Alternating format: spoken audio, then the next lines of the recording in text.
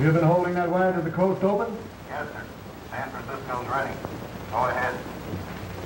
Hello, Frisco. Hammond talking. Yes, Mr. Hammond. This is Walt. Were you able to pick up Professor Howland's test? Yes, sir. The exception was marvelous. The images were much clearer than we've ever been able to televise. It came through on the micro shortwave and was using about 289. All right, thanks. Goodbye. This should convince you we've got to fight to maintain our position with any weapons we can utilize. We're caught out on a limb, but we're going to fight for what we've got, and more. What are the chances of our engineers hitting up on the same idea? Remember, he hasn't even protected himself with patents. We knew that when we offered him $5 million for the rights to his discovery. This latest invention of Howland's is what we've all been afraid of. We're coming out on top, but we may have to prescribe a drastic cure for... Did you send for me? Yeah. Come right in, Grayson. Gentlemen, good afternoon. How do you do? Cigar? Thanks. You realize it's possible for a man of experience with brains and ambition to go far in this business? Well, I've got the ambition. We've got to be ready for any eventuality. One jump ahead of the other. We've picked you for a definite job. It's worth almost anything to this company that you make it worth. You can be valuable, a supremely valuable man. And valuable men receive their just rewards on earth, not in... Certainly. From now on, you become a sort of employee at large. Understand? Yes, perfectly. You're interested in getting... The less we know of the details of what you're doing, the better. We want results. 2 old-fashioned cocktail, darling, please. And 1 dry martini for Dr. Schofield. And be sure it's very, very dry. Hello, Schofield. Hello. Oh, I'm sorry I missed you yesterday. We docked last Saturday, but I had to run on to Washington for a few days. Are you going to be here long this time? I'm sailing again on the 20th. Another criminal case? No. There's a conference of brain specialists being held in Berlin, and they've invited me to address them.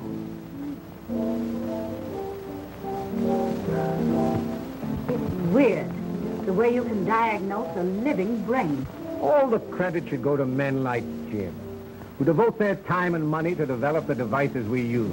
We may invent things, but when you fellows get hold of them, you use them for an entirely different purpose. It's no sense you're trying to hide your light under a barrel. All Europe's wondering what this latest development of yours is going to do to television. That reminds me, dear, here's a wire I just received. They picked up the test in Vancouver perfectly. Oh, that's wonderful. Wonderful. Congratulations. This sounds like a meeting of the Mutual Admiration Society. It can't be that you 2 giants of the scientific world are embarrassed at the sight of a little girl like me. Do be sensible, June. You think I'm sensible even if Mother doesn't, don't you, Doctor? I think you're Now, be careful. Your professional reputation's at stake. very charming. Thank you.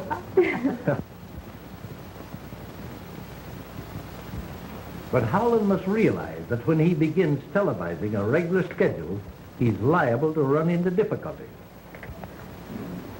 In what way, sir? He may not be so fortunate in securing men like yourself when he increases his operating staff. I don't think there will be any difficulty. You'll admit there is always the possibility of an employee becoming disgruntled over some fancied injustice. Dissatisfaction always leads to temptation. There's always purchasers for valuable secrets. I see what you mean. However, I doubt you'll be able to convince Professor Howland. Think it over. Goodbye. Goodbye, Mr. Barry. Hello. Oh, hello. Package. Really? It's High Magazine, will you? Oh, here you are.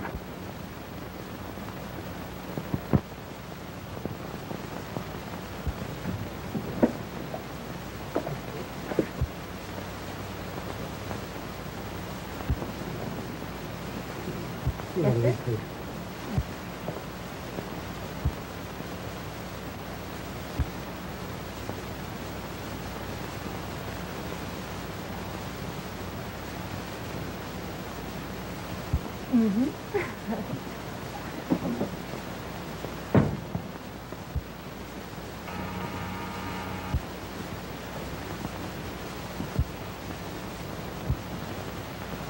Mr. Perry is back and wishes to see you. Have him come right in. Yes, Mr. Jordan.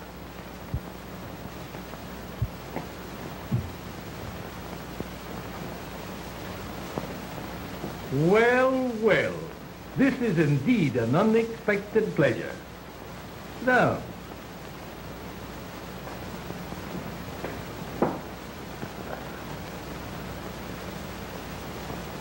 been doing a little thinking? Yes. You weren't able to convince Howland. No, but I thought maybe we could, Talk things over yes, and come to an understanding? perhaps. Would $100,000 be any inducement?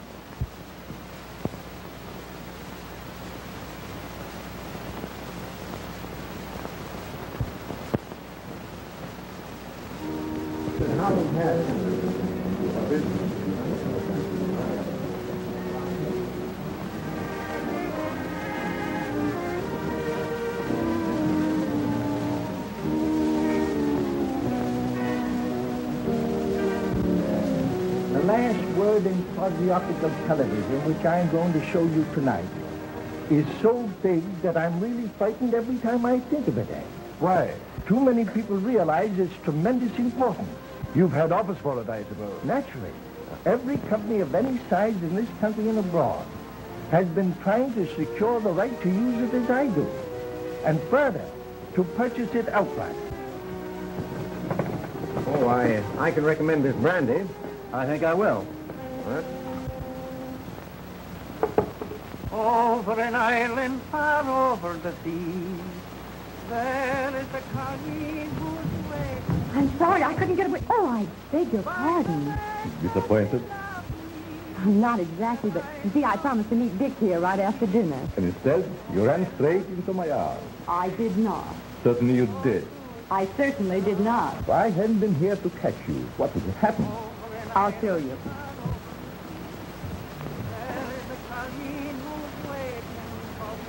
I would have been strolling sedately along, admiring the beautiful view and the wonderful moon. It is nice out here tonight, isn't it? Lovely. Over an island far over the sea, there is a colleen whose way... Here I am, Dick, over here. Oh. by the lake of Galilee, that I love... I came out for a breath of air, and June Now, almost... don't go telling tales out of school. Well, she did seem a little jumpy when she saw me. Are you nervous, dear? Not exactly. But I have kind of a funny feeling here. My heart doesn't want to stay where it belongs. It keeps going flippity-flop. I guess the excitement was too much for you. Well, we still have time for a short walk. Harry, will you join us? I'd like to, but there are still a few things I have to do before we go on the air. Some other time, perhaps.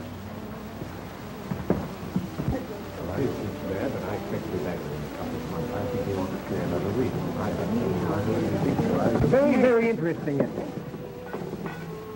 Sorry, Missy. Thumb's all fingers. It doesn't matter, Arling. It's all right. When wine is filled with accident, steps of disaster hasten.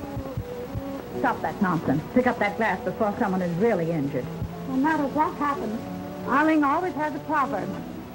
Well, I'm not a bit superstitious, but it does give one a rather creepy feeling. Oh, don't pay any attention to Arling. He has a mania for quoting Confucius. And Charlie Chan. You know Charlie. Clever, these Chinese. No waiting for me by the lake of Galilee, that I love so dear. Good evening. Good evening. Why, Mr. Grayson, I didn't recognize you. How are you, sir? Grayson, how are you? Fine, sir, fine. Can't you see, June, that the chance we've both been waiting for?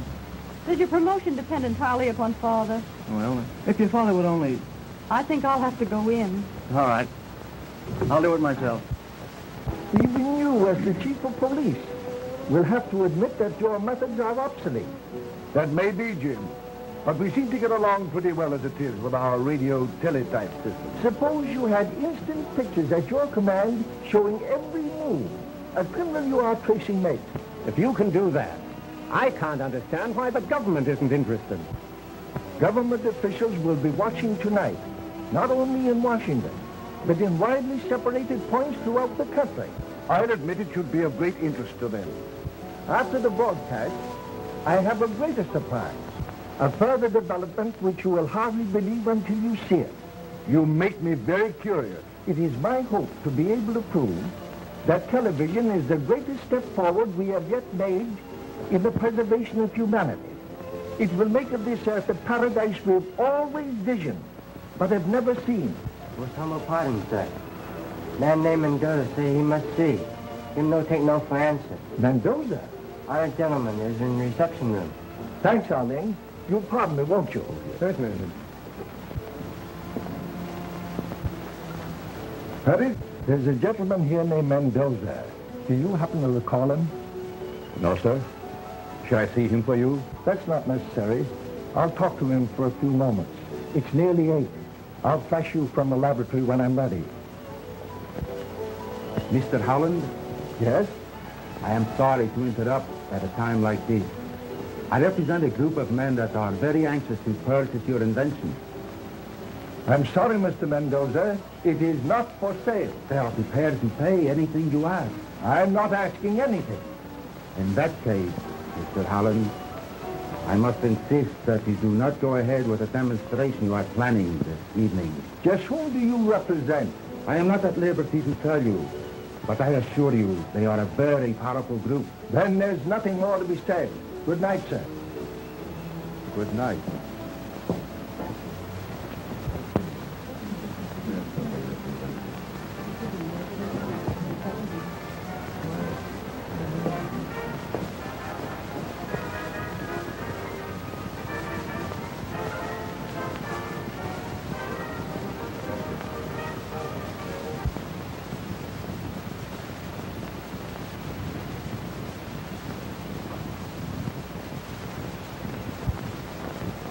This is James Howland, owner of experimental station ZY3, located at White Plains, New York, televising on a sight channel of 3/4 meter. We are attempting to reach the entire United States direct without the use of relays. Our first presentation this evening will be I Had the Right Idea by Miss Florence, accompanied on the piano by my daughter, Miss June Howland.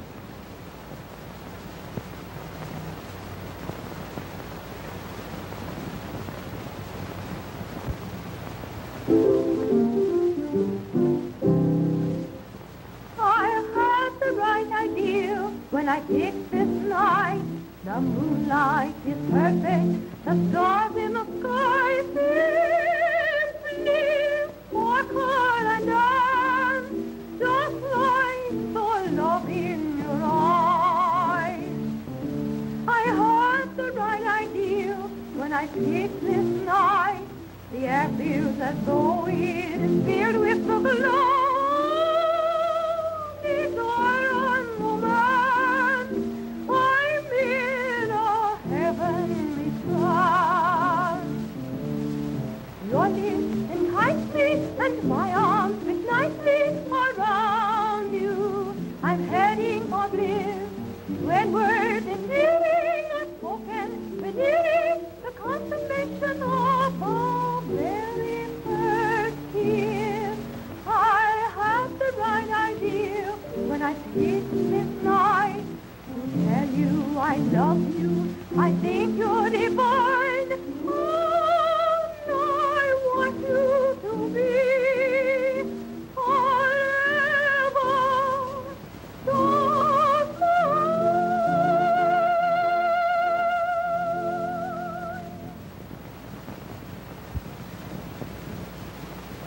The few of us who are fortunate enough to have television sets have used them merely as a novelty. When we had nothing else to do, we tuned in on whatever program we were able to pick up. Due to the almost insurmountable obstacles encountered in the frequencies required and high-fidelity pictures, our transmissions were limited. But these obstacles, I am happy to say, have been overcome. This in itself was a scientific triumph, but still I was not satisfied. I felt that television should be something more than just another form of amusement. Therefore, I continued my experiments. I'm now going to show you the latest developments which deal with the transmission of television in the quasi-optical region. It is now 1:15 in Paris.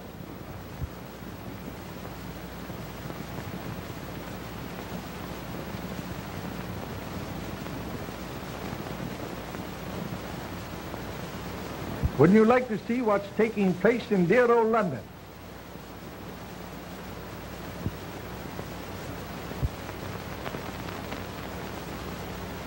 London still has its fog. The fog in London is a little too much for us. Let us try the other side of the world. There's a spot that's very fascinating.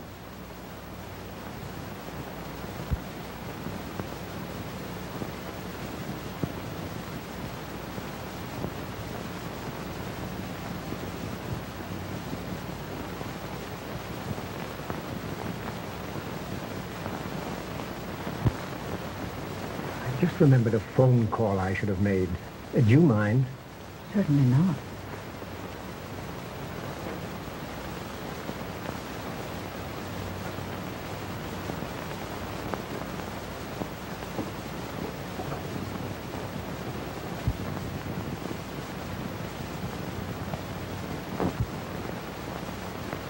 Africa is a very interesting place about which we know very little.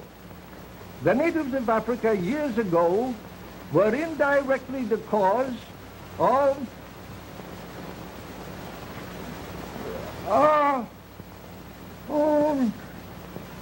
civil war. Turn on the lights, Perry. Somebody turn on the lights. Turn on them lights. What's the matter? What happened? I don't know. Mr. Howland has probably fainted from overexcitement. Oh, but... Everyone, please remain here. It's all right, dear. Say, there's something happened at the Howland residence. Yeah, we're covering it right away. Hello. Kitty Anderson's desk. Get me the Howland residence. Quick! No. Me no understand what happened.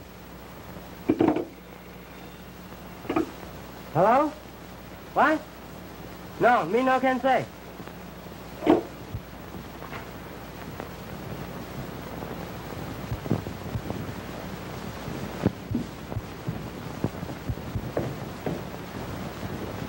What's wrong? Mr. Howland is dead, sir. Dead?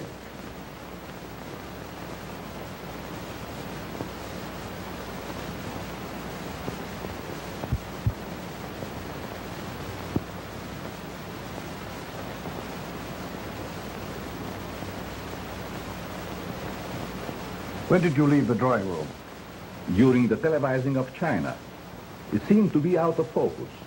I thought something was wrong in the laboratory. Something was. Is that thing still turned on? No, Who shut it off? I don't know. Did the watchman let you up here? I didn't see him. You sure? Of course. You couldn't be mistaken, could you? I said I didn't see him.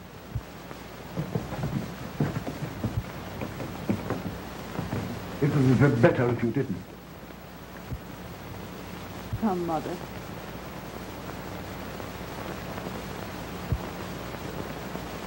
It looks to me like... Just a moment. See if you can find that watchman.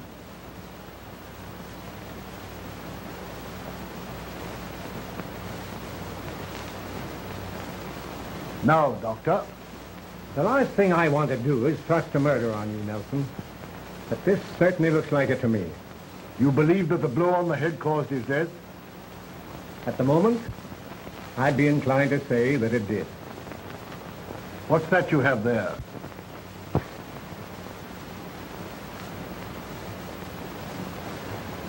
Some papers that were on the floor. Is there anything missing? A special cure.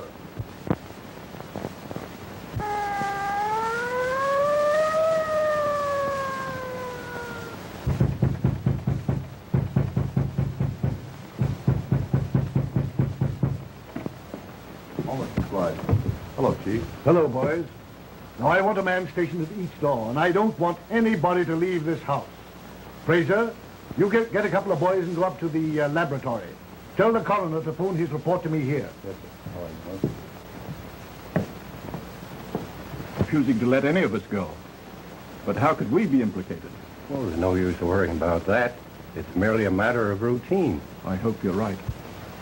Is it proper to infer you come on business connected with homicide? Never mind about that. Tell me what you know about Mendoza. So sorry, but humble servant know nothing about honored gentlemen. You sure of that? Regret.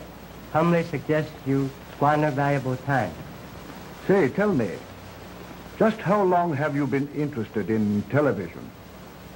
Since student days in China, have honored to be one of 12 students sent all over the world to learn from masters. Did Howland know that? Such matters are not yet presented. Wonderful. Too bad it was out of focus in spots, isn't it? You must be mistaken. The detail was perfect. You're certain? As a matter of fact, I've never seen anything quite so clear. It was a revelation to me. Did you, by any chance, notice anything just after Howland fell? You mean the shadow that flashed on the screen? Yes. Could you tell what it was? It looked to me like the reflection of a person going toward him. Did you see Miss Spencer leave the laboratory?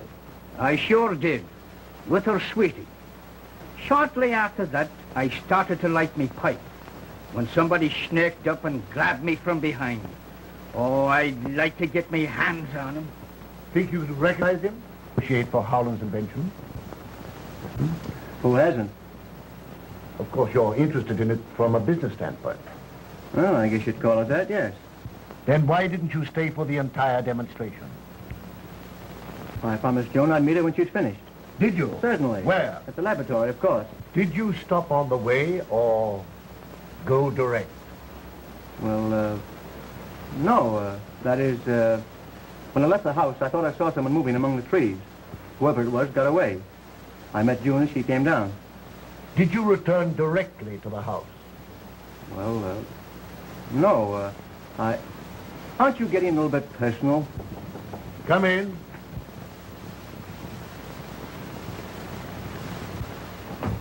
Did you all want to see me, Mr. Chief? Yes. All right, Grayson, I'll want to talk to you a little later. There's nothing to be nervous about, Isabella. That's what you think, sir. But you ain't been listening to Chinese death and disaster symbol since Mr. Howland died. All this excitement ain't too much for my heart. That's what I want to talk to you about. My heart? No. I didn't have nothing to do with it, honest, I didn't. I'm sure you didn't. But did you see anybody come through the kitchen earlier tonight? I didn't see a soul. Were you there all the time? No, sir, I wasn't. Where were you? I was peeping in at the pictures. Well, if anybody went through the kitchen, you'd have seen them, wouldn't you? No, sir, I wouldn't. Why not? I wasn't there all the time. If you weren't in the kitchen and you weren't in the drawing room, for goodness sake, where were you? I was... Where were you? Oh, Mr. Chief, please.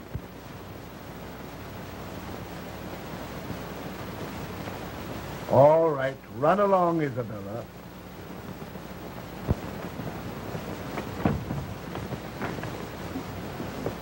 Is my face red?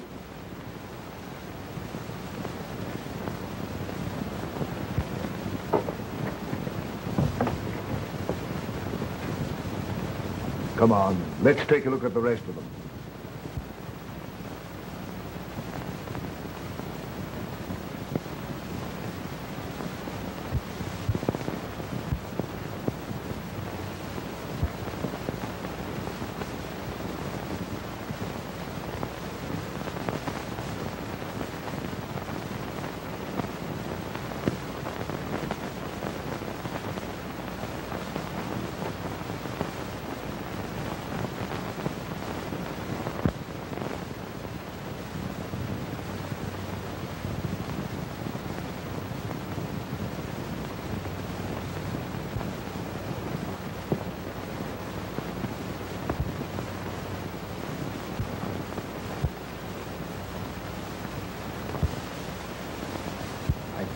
center of attraction.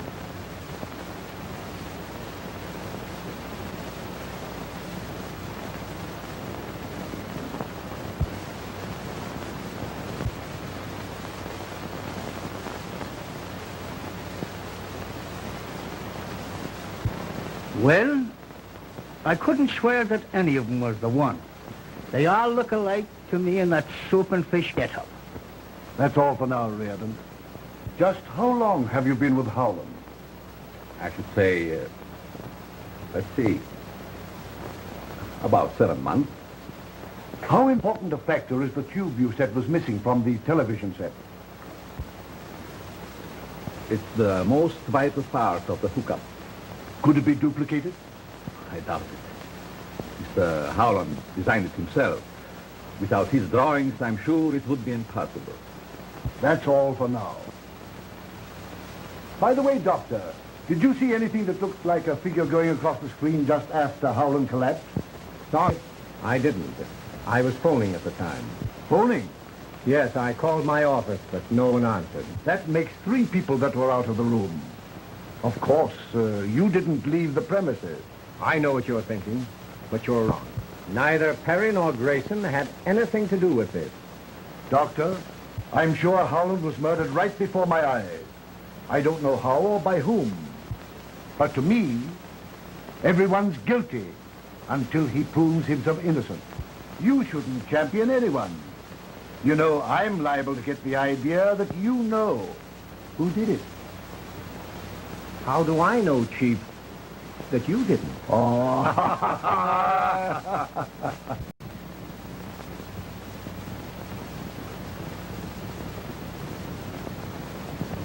Oh, Lordy.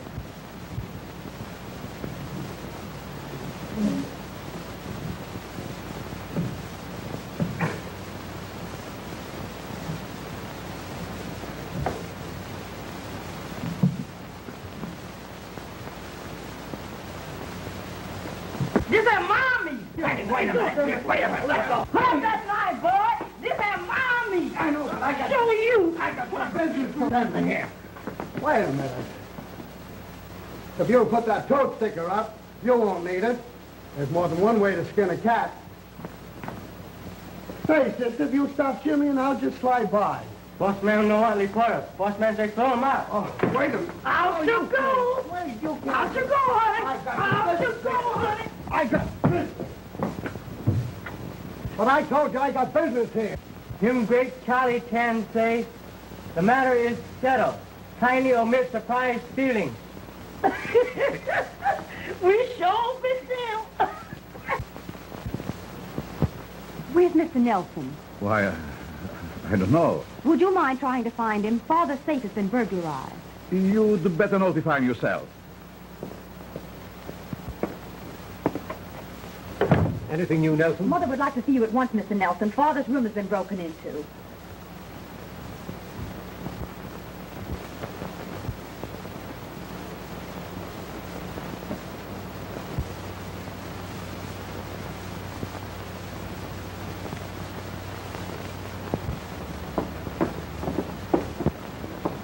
Everything's just as I found it. I haven't touched a thing. Would you know if anything has been taken? I'm sure I can help you, Mr. Nelson. I'm familiar with most of Father's things. They only wanted to rob my husband. Why did they have to kill him? It is very evident that someone in this room removed those prints from Mr. Howland's safe. Everyone is more or less under suspicion, and I'm asking that you all submit to a thorough personal search. A matron will be here in a few minutes, and I am sure the ladies will have no objection. I never knew a policeman were as nice as Mr. Nelson. I suppose the only time you've ever met one was when he yelled, "Pull over there, lady. Where do you think you're going, to a fire?" Nobody is to leave this house until those papers are found. I'd advise you, gentlemen, to submit it. Because if you don't, I'll hold every one of you for the next 72 hours. And I assure you they won't be the most pleasant hours you've ever spent. Well? I have no objection.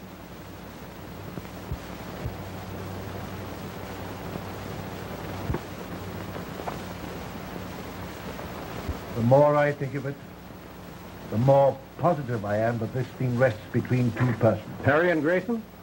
Yes. They both have motives, and they're the only ones that have. They were both out on the grounds when Howland was murdered, but neither can prove where he was. Grayson's ambitious. He's in the television business. He tried to get Howland's invention. He knows it's worth millions. Granted, but everyone here may have reasons also, or connections with others. And Perry, who is he and what is he? He's been here about 7 months. He lied when he said the broadcast was out of focus. We found him in the laboratory when we discovered the murder. He's the one that says the vital part of the television set is missing. And now the prints are gone. I'm going to place both of them under arrest and charge them with murder. Now, don't do anything hastily. You remember when I examined Crowley's brain for you about a year ago? Well, what's that got to do with it? I told you at that time the man was a potential murderer? Yes. Your experts sneered and scoffed. Yet within 6 months from that time, he was convicted and sentenced to death. Well? If you will permit me to send for my apparatus, I'll prove to you that neither Perry nor Grayson could have committed this murder. Oh, you're talking sheer nonsense. Well, let me telephone my office and have Alan bring it right over. Oh, all right, go ahead.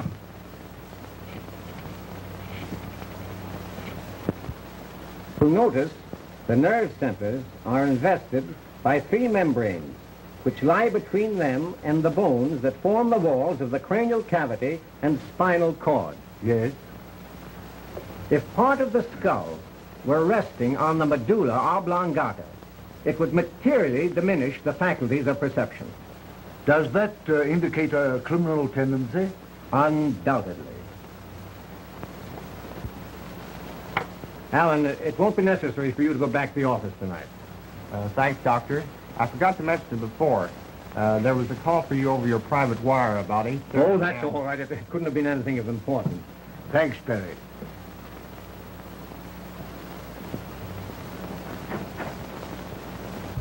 Have I convinced you, Nelson?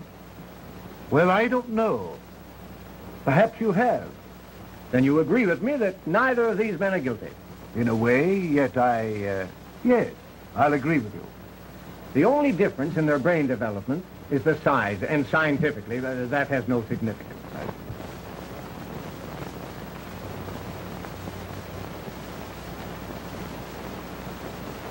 Pauling, scotch and soda.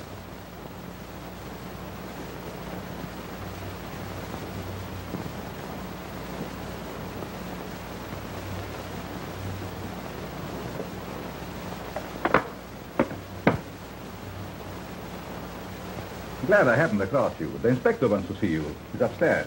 Oh, thanks. Well, I wonder what he wants this time. He wouldn't say.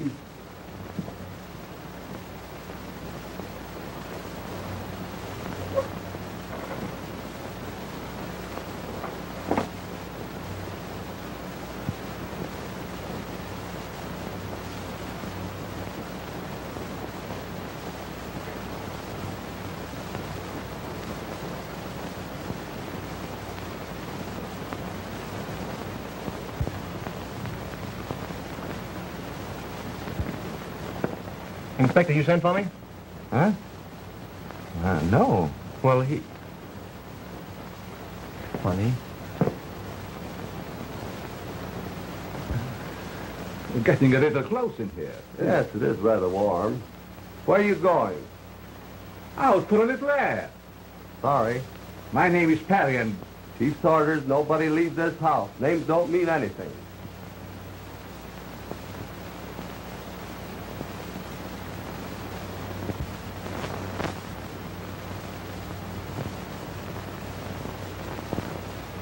I keep telling you, I got business here, and I don't want to be roughed up like this. I tell you, I wouldn't come in to. I told you I got business. I keep telling you I got business here. Can't you understand? That guy, I don't know how he gets in, but he's giving us a lot of trouble.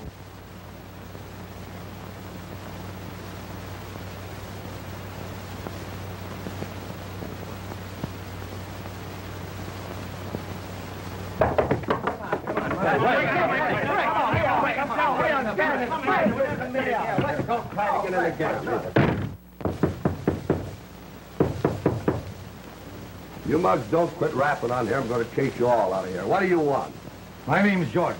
Keith Nelson sent for me. Okay, that's right. Go ahead. That's right, Coroner. Call me here as soon as you made an examination. Okay. I'm Jordan. Don Jordan. Of the International Television Corporation? Yes. You seem to be very concerned about Howland's death. I was watching his broadcast. When he collapsed, I telephoned here but couldn't get any information. So I telephoned headquarters. Well? I want to know if he died from natural causes or if he was... Murdered? Yes. And if he was? I think I know who did it. Suppose you tell me he was murdered. Howland had an invention which we were all more or less interested in, and... Never mind the preliminaries. Get to the point.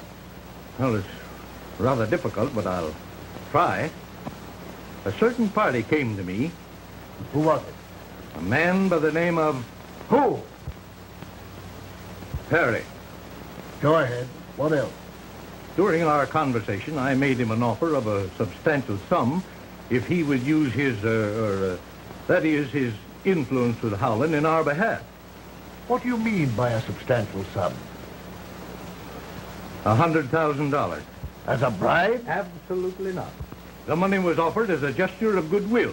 If we had someone on the inside, we stood a better chance than the others. We'll see what Perry has to say about this.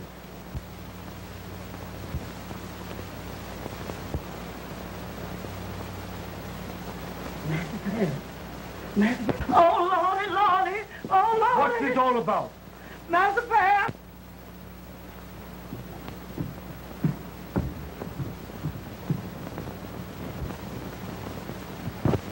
He's the man who came to my office. You sure? Positive. I wonder who could have done it. It's a mystery to me. That am Arlene's knife. It was stuck away in the corner of the bedroom. This is yours, isn't it?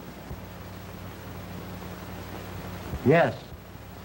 The knife belonged to me. Then why did you kill Perry? Mr. Perry is a very good friend.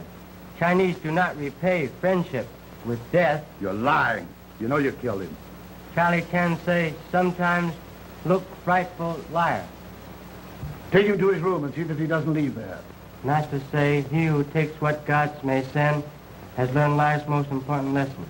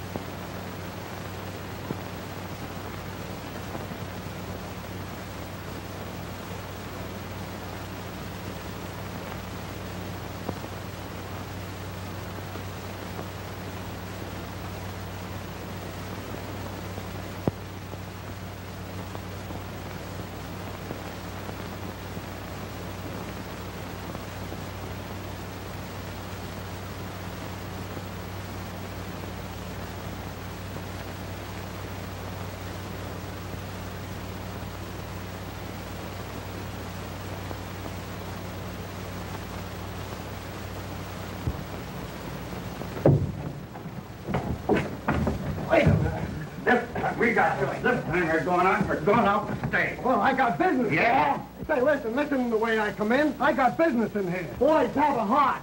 I got business here. I got important business here. Well, listen to me, will you? Now, You're out. Now stay out. You might not come in this way, but this is the way you're going out.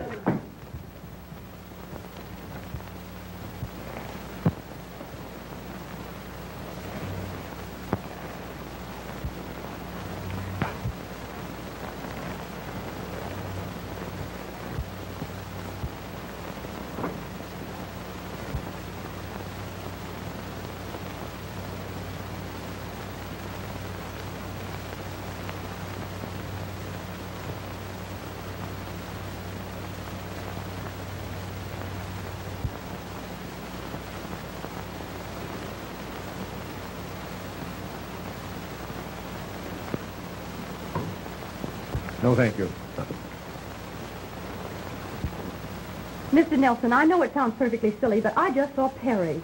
Why, that's impossible. Now, dear, you're naturally upset and nervous. That doesn't alter the fact that I saw him. Don't you think you'd better take something to quiet your nerves? June, where'd you see him? In the upper hallway. Oh, Lordy, Lord, I done seen a ghost. Oh, I done seen a ghost. I know I seen a ghost. Oh, Lordy, Lordy, I know I seen a ghost. I know I saw a ghost. Oh, Lordy, damn that ghost again. Did that ever come alive? Missy, don't let him touch me. Be sensible, Isabella. He's not a ghost. What does this mean, Perry? I'm sorry, Chief, that I wasn't able to take you into my confidence before.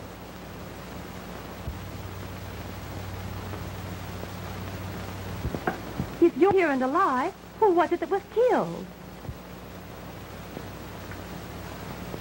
My brother. A twin. I hadn't seen him for years until...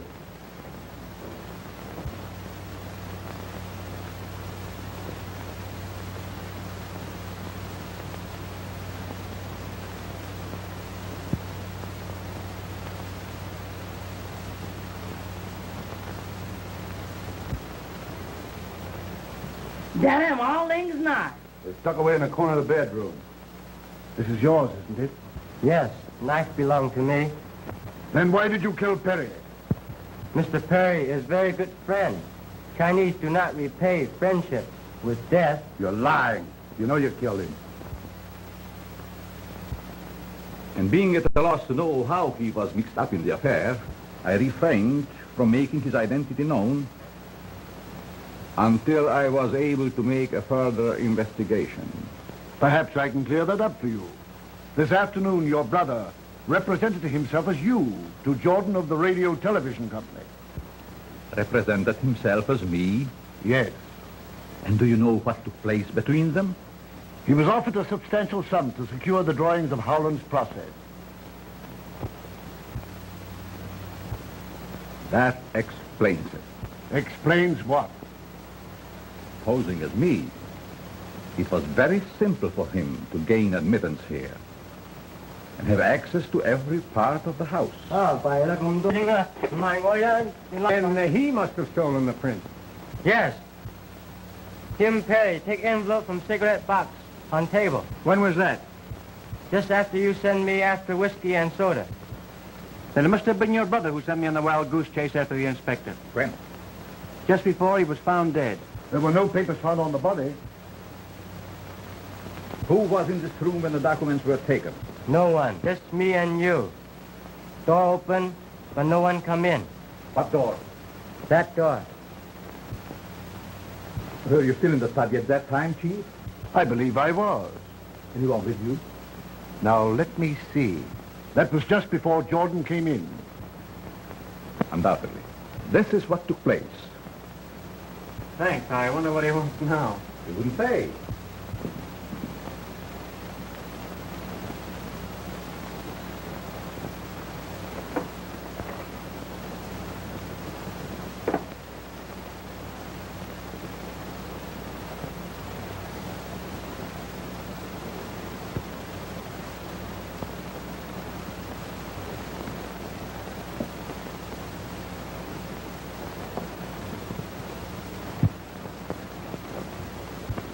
Isn't that correct, Doctor? Yes, I did see you, or rather, as you say, your brother take the papers. Earlier tonight, in view of thousands, Mr. Howland was killed by his own invention. His killing was not accidental. It was a deliberately conceived, cold-blooded execution, cleverly maneuvered so as to give the murderer a perfect alibi. Little did Professor Howland realize the surprise he promised you would aid in discovering his murderer. Tonight, a permanent record of everything televised was made on film. Now you're going to see part of that record. Many of you, no doubt, have seen or heard the radio demonstration of starting an automobile motor by voice vibrations. This is not a difficult thing to do. In this instance, the murderer used sound instead of voice. At exactly 8:29, Dr. Schofield made a telephone call from this house to his office.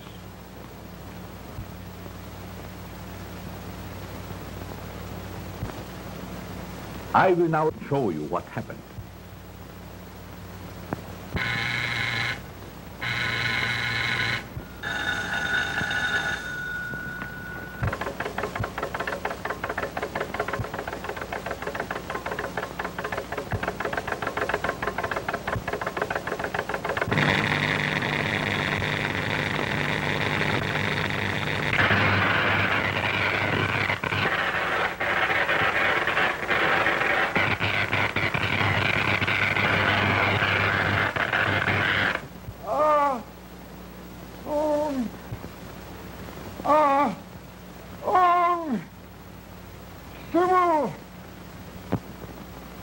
The light that you just saw envelop Professor Howland caused his death.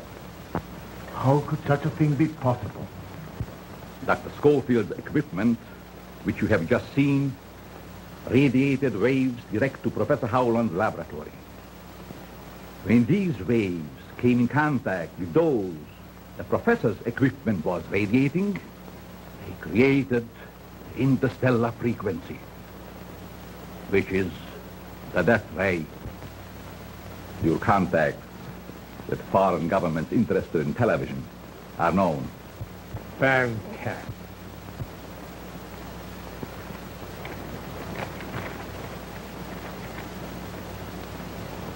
Do you recognize this?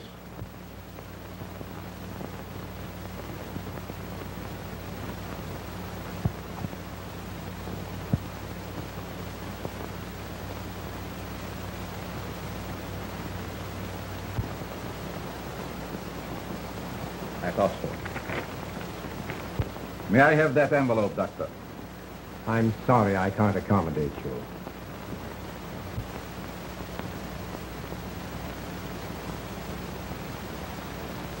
And I object to strong-armed methods.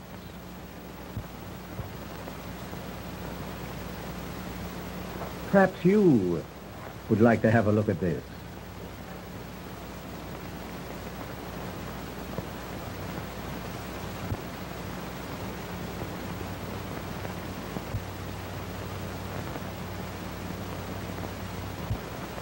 There doesn't seem to be anything in this.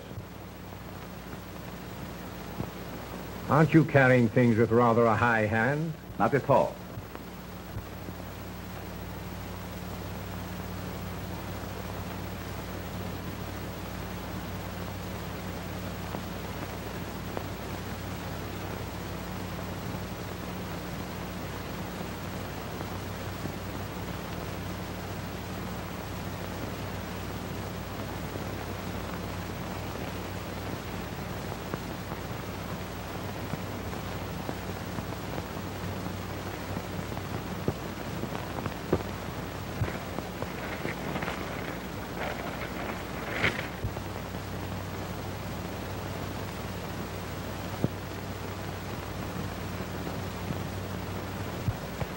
You nearly succeeded in accomplishing the impossible, a perfect murder. But in your eagerness to prove that neither Grayson nor I could have killed Mr. Howland, you telephoned your office, forgetting that just previously you had said there was no one there. Perhaps it was another number that I called and didn't care to mention it. Trying to be evasive, Doctor, won't help. Because your assistant let slip that your private phone rang about the same time when Howland was killed. That led me to investigate. When you saw the very thing in another's possession for which you had committed murder, you took a dagger from Arlene's room and followed my brother. You killed him, believing the suspicion the knife would cast on the houseboy would let you get away without any difficulty.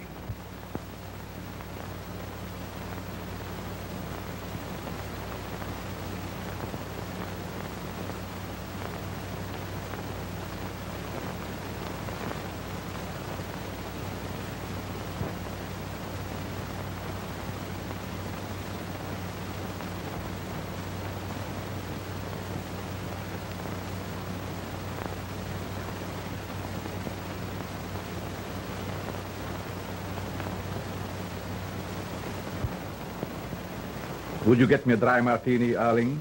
Yes, sir. At once. 2 olives.